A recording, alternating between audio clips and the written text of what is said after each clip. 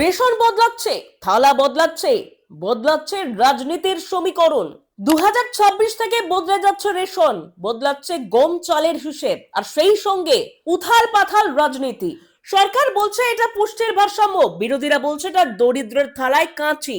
আজ এই বিশেষ প্রাইম টাইমে আমরা ভেঙে দেখাবো এই নতুন রেশন ফর্মুলা আসলে কার পক্ষে আর কার বিপক্ষে। প্রথমে একদম পরিষ্কার করে বুঝে নেওয়া যাক সরকার ঠিক কি বদলাতে চাইছেন।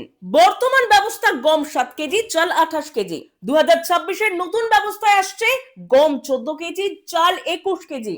মানে কি দাঁড়ালো? গম দ্বিগুণ কিন্তু চাল কমলো সোজাসুজি 7 কেজি।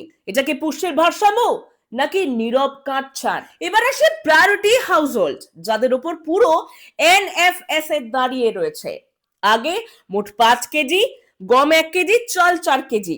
এখন মোট 5 কেজি, গম 2 কেজি কিন্তু চাল 3 কেজি। মোট পরিমাণ একই থাকলে খাদ্যাভ্যাস কি একই থাকবে? পূর্ব ভারত, বিহার, বাংলা, যেখানে চাল শুধু খাবার নয় সংস্কৃতি, সেখানে এই বদল কতটা গ্রহণযোগ্য? খাদ্য ও গণবন্টন দপ্তরের দাবি ভারসাম্যপূর্ণ পুষ্টি, খাদ্যশস্যের পর্যাপ্ততা এবং টেকসই বিতরণ ব্যবস্থা। সরকারের বক্তব্য গমে প্রোটিন বেশি, চাল গম মিলিয়ে খাদ্য তালিকা হওয়া দরকার বৈচিত্র্যময়। কিন্তু এখানেই ঢুকে পড়ছে রাজনীতির বড় প্রশ্ন।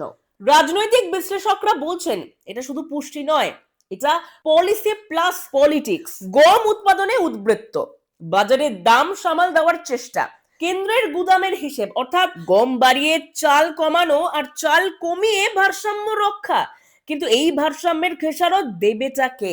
বিরোধীদের অভিযোগ সরাসরি রেশন কমানো হচ্ছে, দরিদ্রের থালায় চাল কাটা হচ্ছে, আঞ্চলিক খাদ্যাভ্যাস উপেক্ষা করা হচ্ছে।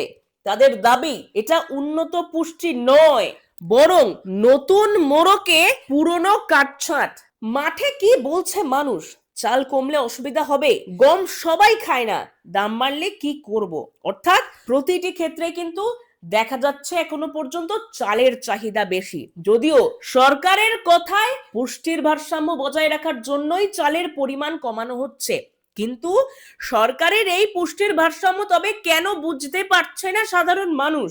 চাল কমায় কেন মানুষ ক্ষিপ্ত হচ্ছে, বা বিরোধী দলেরাও কেন এত প্রশ্ন করছে চাল কমানো নিয়ে? এই প্রশ্নগুলোর উত্তর এখনো স্পষ্ট নয়। সরকার বলছে এটা ভবিষ্যতের প্রস্তুতি, বিরোধীরা বলছে এটা পেটের উপর পরীক্ষা। কিন্তু এক সত্য অস্বীকার করা যায় না, রেশন মানে শুধু খাদ্য নয়, রেশন মানেই ভোট, রেশন মানে রাজনীতি, আর রেশন মানে কিন্তু মানুষের সন্তুষ্টি। 2026 আসতে এখনো সময় আছে, কিন্তু রেশনের এই নতুন ফর্মুলা আজই রাজনীতির আগুনে ঘি ঢেলে দিয়েছে। তবে পরবর্তী সমীকরণ কোথায় যেতে চলেছে চোখ রাখুন শুধুমাত্র লোকাল টুডে নিউজে জানতে।